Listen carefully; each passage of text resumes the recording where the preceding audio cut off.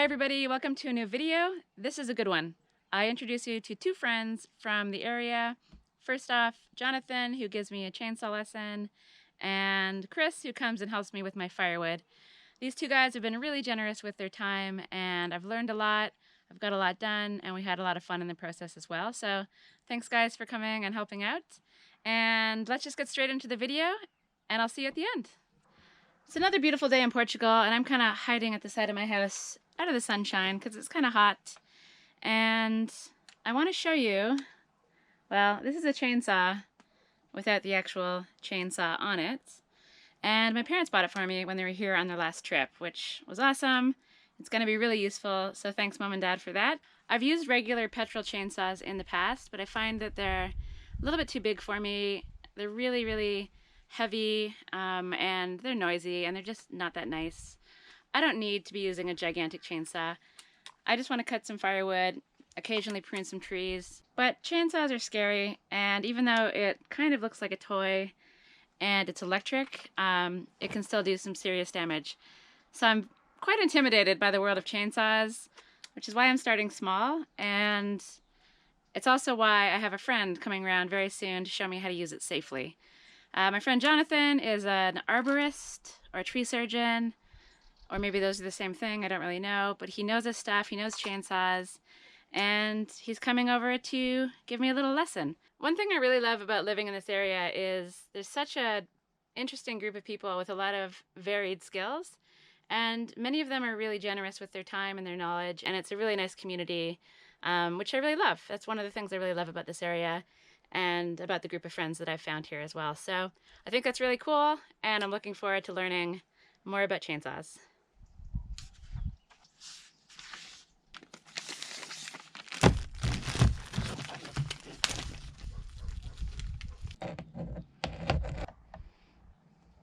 So it seems that even untangling the chain is a little bit beyond my skills.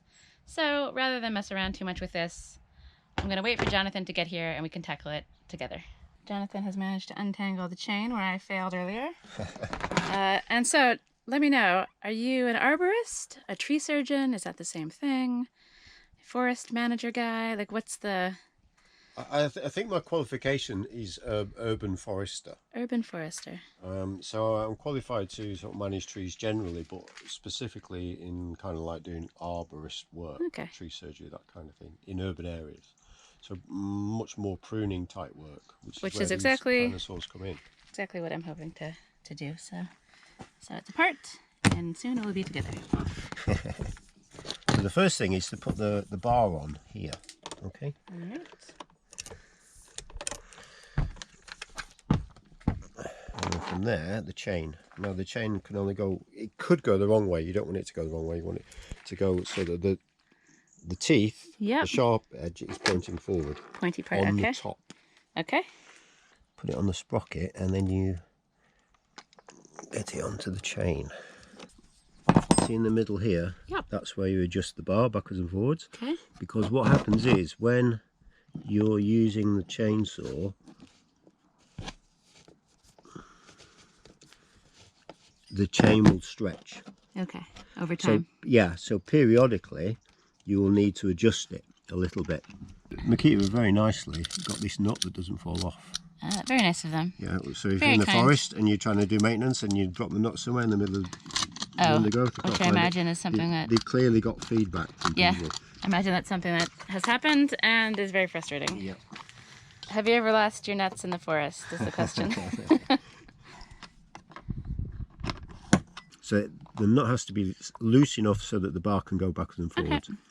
So what you do is you pinch up the nose, just a touch, tighten it, and what you want to have is so that it's tight enough so that in the middle of the bar you pull up the chain, and the drive links just not quite come out of the groove. And then you tighten And then when you've got that, tighten up the nut. And you do that not mega tight, but just tight enough. Sweet. And what will happen, particularly with the new chain, is that once you start using it, it will loosen up quite a lot. Yep. Just through lubrication and getting warm. And so you'll have to adjust it. Okay. Probably several times over the course of the first couple of hours of using it. Oh, okay, interesting. Okay. And you'll notice, you know, if it starts drooping underneath, yep, then you need to tighten it up. Okay. Yep. So I've got a couple of chainsaws here. Jonathan has the steel. I've got the Makita, and we can compare. Well, whilst we're on that, have you noticed the bar on mine, it looks like the bar's upside down? Yep. It isn't actually. Periodically, you want to flip the bar. Okay. Because what happens is you get differential wear on one side of the bar to the other. So it makes sense to actually, when you're doing maintenance, to periodically just turn it over. Like once every, I don't know, I guess it depends how much you're using it. Like yeah, you do it like once a year, once a month? Once a month. Okay. Jonathan has brought me a present, a gift of oil. Thank you very much. A lovely gift. So the oil goes in here. Oil goes in the oil reservoir here. Right. Over time you get like wood debris going inside the tank, and then that blocks up the pipe work inside. So every time you fill it with oil, just give it a wipe around there to get the crap off. And then this is a little window that shows you how much is in there. And you can see. Oh yeah. There's the oil level. Ah, sweet. You've got your safety tracksuit bottoms on. So I don't own any chainsaw pants.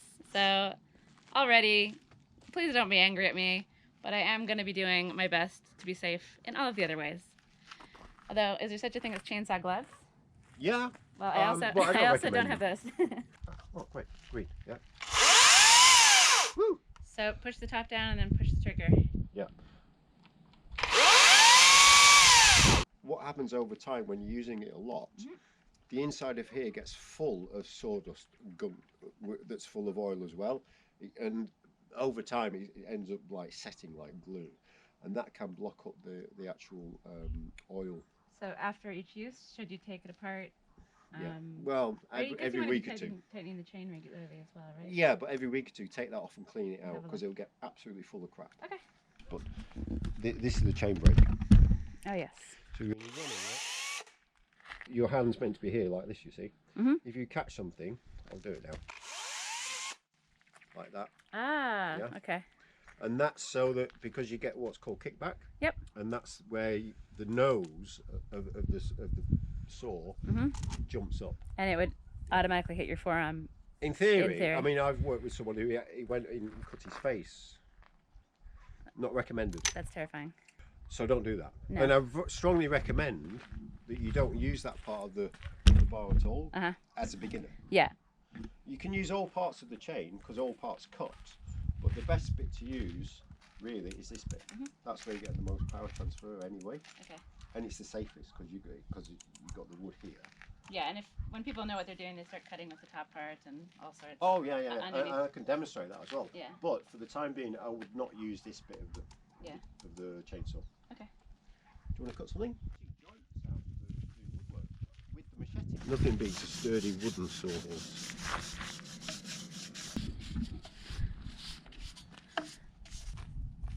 Shall I cut a bit there? All right, go on. So will I hold the horse?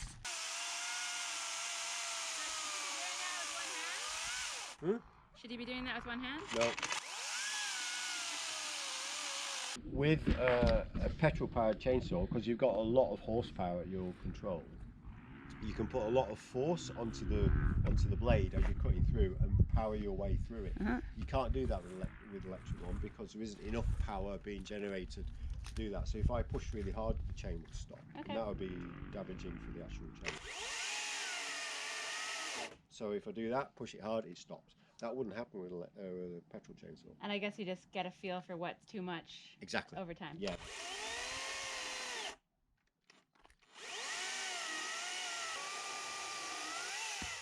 Ta-da! Yay! And I guess also it's difficult to know for sure because some of the wood will be more dense than other wood.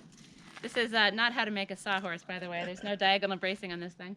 Yeah, so some of the wood would be more dense inside. Yeah, so you wouldn't necessarily know how much pressure to put until you're kind of you wouldn't. I mean, the oak, if we cut a little piece of that, that'll be slower still because this is pine or Douglas fir. Okay, and it's nice and balanced. Yeah. Do you want to hold this ridiculous sawhorse? Yeah. The trigger handle is your right hand, and the other handle you use with your left hand. So it's always a right-handed machine. So I turn it on. Yeah. Press the button. Yeah. Press that button and give it a squeeze. And this first, and then this.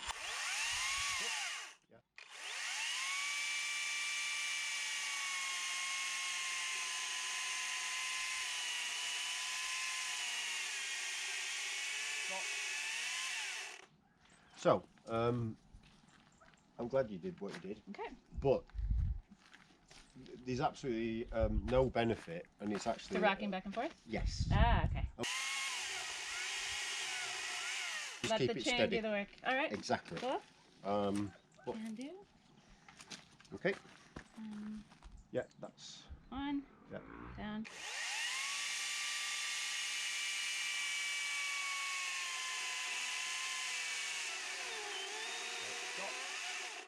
So have the saw as close to the wood as you can. Okay. Yeah. Okay.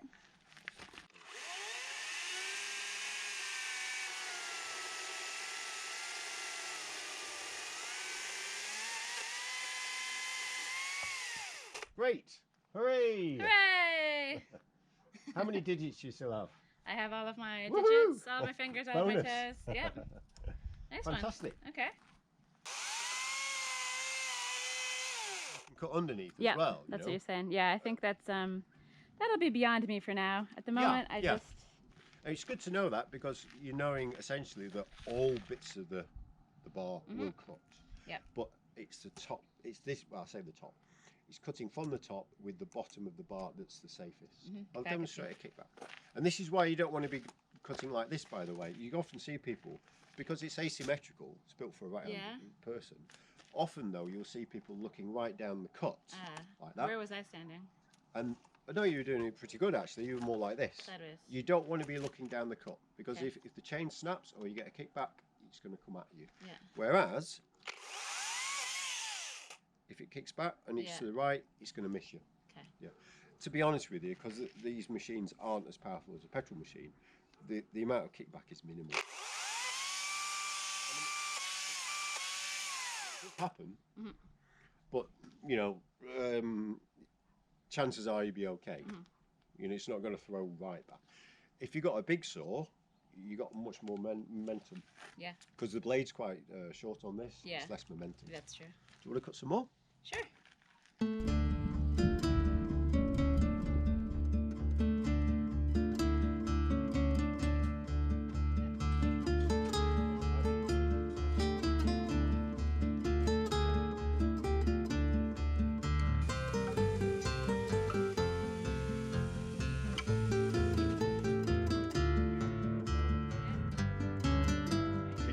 As you're going down, the angle of the saw is becoming like this. Okay, yeah. cool. And really, ideally, you want to have it like that Straight down. the whole time. Okay.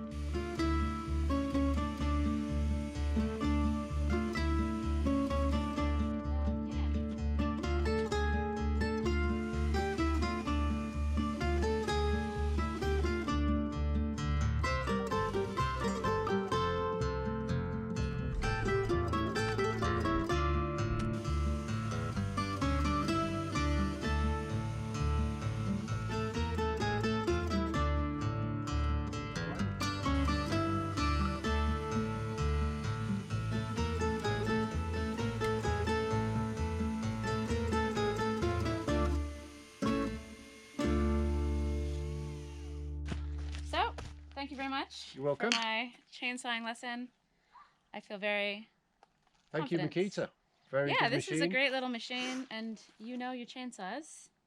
Yeah, very happy. I'd be happy to use one of those myself. Not quite as powerful as the steel that Jonathan has, but it's a little bit lighter, more versatile. So if you're somebody that might want to chainsaw one-handed, I'm not that person. But if you are, this one's a little bit more manageable. Great balance and well made. Yeah. I think that'll outlast, maybe not outlast you, but it'll outlast, hopefully not, but certainly outlast a lot of your other tools. It'll last longer than my angle grinder, I hope. That's true also. Yeah, and I've got a little bit of lesson on maintenance and safety stuff, and yeah, I generally feel way less scared than I did before. Yeah, and it's confidence. Gonna be... You're in charge of the machine. Exactly. Yeah, around. exactly. Yeah. The big petrol ones, they're very terrifying to me because they're too heavy, they're too big. That's the next lesson. I don't know if I'm interested. I don't think I want to cut down any gigantic trees. So I'm good with my little firewood chopping and maybe. Good work, Kirsty. Thank you. Good work. And thanks for coming to help me. Con gusto. So I was saying earlier in the video, one of the nice things about being in this area is like everyone's got sort of different sets of skills and things like that. So If you think of anything I can help you with. African map making, perhaps? Oh, yeah, possibly. If you ever want to know how to do that, you just let me know. Well, thank you for the good lunch. I think that was worth it on its own, actually. Sweet. Cool. Yeah, Lunch and beer. Yeah. Lunch and beer gets you a long way in these Thank parts. you. All right. Great. Thanks again.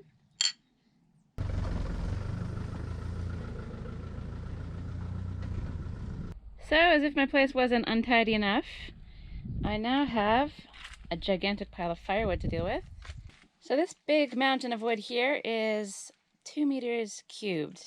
So this is what 130 euros of firewood looks like. It's a mix of eucalyptus, which is apparently dry and ready to go, and oak, which could use a little bit more time seasoning. Luckily for me, I still have oak from last year that I'm going to work through. And by the time that's finished, hopefully this stuff is ready. We'll see. It's a brand new day. I have a lesson in chainsawing under my belt, thanks Jonathan, and I'm ready to tackle my firewood situation. Of course, I've left it to the very last minute. It's supposed to rain torrentially tomorrow and continue for about 10 days, so I really need to sort out some dry kindling and some dry firewood, cut it a bit smaller, and just sort my situation out. So it could be a bit of a balancing act. It's very difficult to get wood that's properly seasoned here, so what you really need to do is buy it a year in advance and season it yourself, just so you can be 100% sure that it's actually dry to the level it should be. People will tell you it's dry, but often it's not. At least I haven't found anywhere that is. I don't really have the space, but since I bought these new flue pipes, I don't really want to mess around with wet wood, so I'll probably get another load before the end of the winter and try to store that until the next year.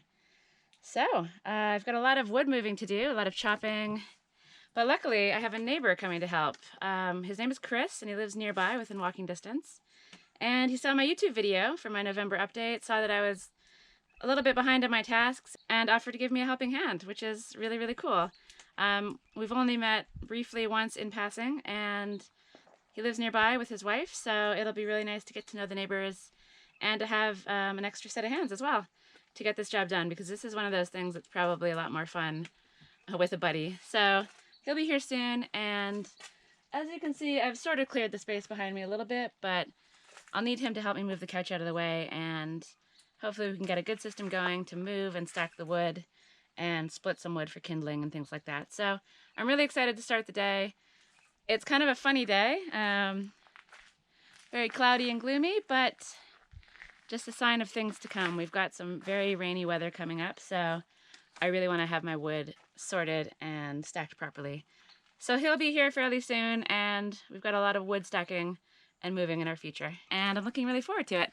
And hopefully the rain holds off, because it's looking pretty gloomy out here. So, hi, Chris. This is Chris. He's my neighbor. He's come to the rescue for some firewood moving and some splitting maybe. And some splitting as well. And maybe some chopping. So you live nearby, and you've been here for a while? We moved here about a year and a half ago. Like everyone else, trying to find a different life away from the fast pace and yeah, get back to basics.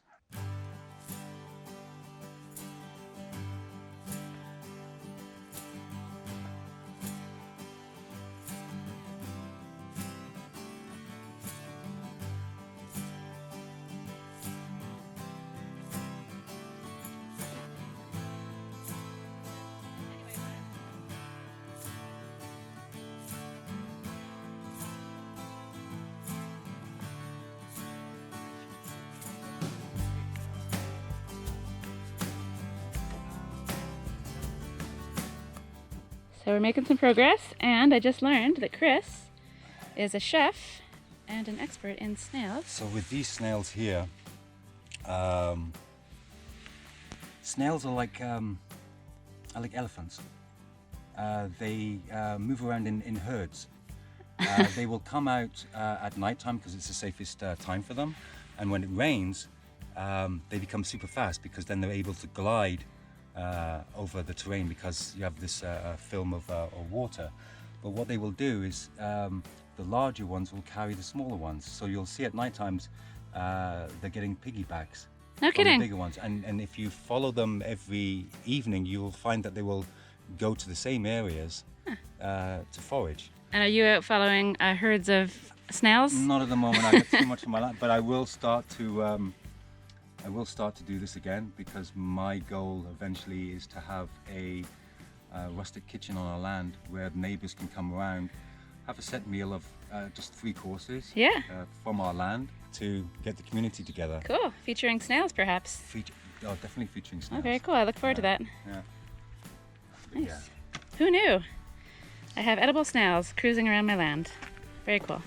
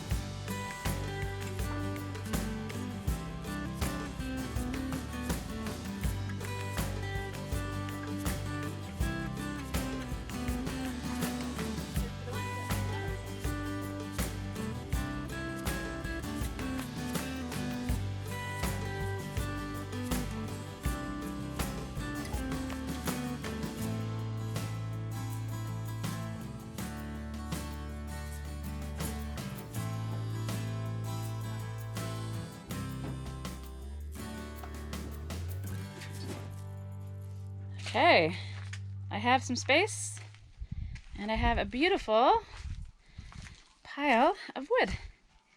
So this is the new oak. This is some scraps of oak that they gave me for helping to start the fires. This is eucalyptus. This is the new oak. And then this is the oak I have to use for now. Thanks for your help. Teamwork makes the dream work and all that stuff. Sweet. Okay, on to the next job. What's happening, Mikey? What's happening? Yeah. What's happening over there?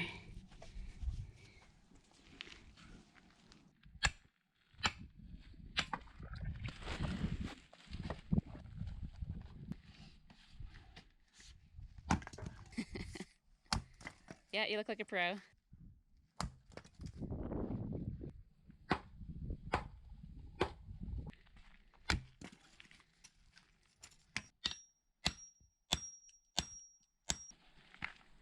This is amazing.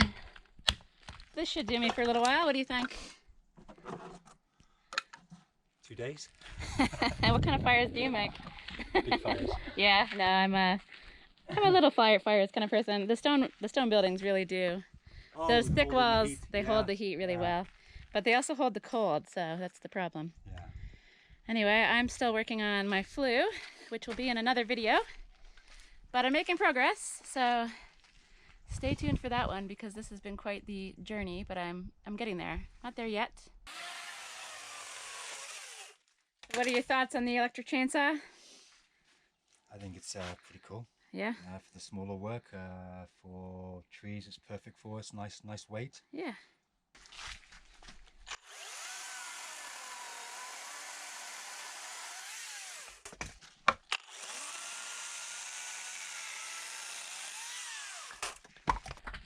Hello there. It's done. Check out that firewood stack behind there. I'm very, very happy. Thank you very much, Chris. You're absolutely welcome. Hug it out. Yeah, thank you very much. Amazing. I enjoyed the contact. It was really nice. Yeah, great. I think this is a good example of knowing when to accept help, because I'm pretty bad with accepting help. I'm the same with you. But this has been a really enjoyable day. That load's done. I feel so much better about my firewood and heating situation. And so it was nice to hang out with you. You're welcome. And meet the neighbors. When we have the wood done, you're welcome to come and take as much wood as you need. Amazing. And yes, and I can supply you with pickles.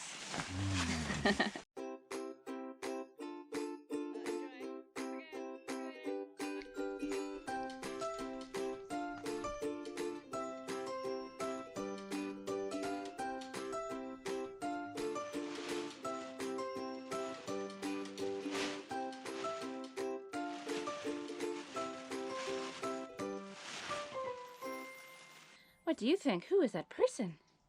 Who was that person that was here all day? Oh, you can go in here. What do you think of this? Actually, no, that's not what going there. So, really nice day today. Thanks, Chris, for helping me with all the stuff that you did. I'm really, really grateful. I feel very prepared for winter. It was a really great day, and now I need to take some of this freshly chopped and stacked firewood and make a fire. Okay, so with all this new firewood of mine, chopped smaller anyways, let's see if I can make a fire that doesn't suck. Because so far, I think my fires have sucked. So I'm starting small with my fire. I think you can hear some hissing, which means maybe some of the wood in there isn't dry or isn't seasoned, so it's not ideal. I don't fully trust my wood supply, and it makes me a little cautious about wanting to put the new pipes on. So I'm just gonna monitor the situation, see how the fires burn with this wood that I have for the next week or two, and then if all looks okay, then I'll put the other new pipes on. I just don't want to ruin them with crappy wood.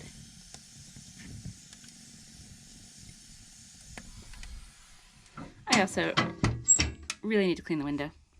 I keep forgetting. Okay, that's it for this week's video. I have a massive stack of firewood, I've got loads of kindling, and I have a chainsaw lesson under my belt, and it's all thanks to Jonathan and Chris. So thanks again, guys. Your help was really appreciated and really needed. I was nervous about my firewood situation, and I knew I wanted to chop a lot of those logs. I was also nervous about the chainsaw situation, but I feel confident with this tool now, and Chris and I have got a really great start on the firewood as well. So yeah, it's been a really amazing week. Like I said in the video already, I love the community here. We all really do try to chip in and help each other out, and it's nice to, yeah, just have that sense of community spirit where you actually do know your neighbors, you talk to your neighbors, and you try to help where you can. So I'm gonna go make a fire, get cozy in the house, do some work inside there, and call it on this video. Please do leave me a comment. I love hearing from people. Like, share, pass it around, and thanks as always for watching, and I'll see you in the next one.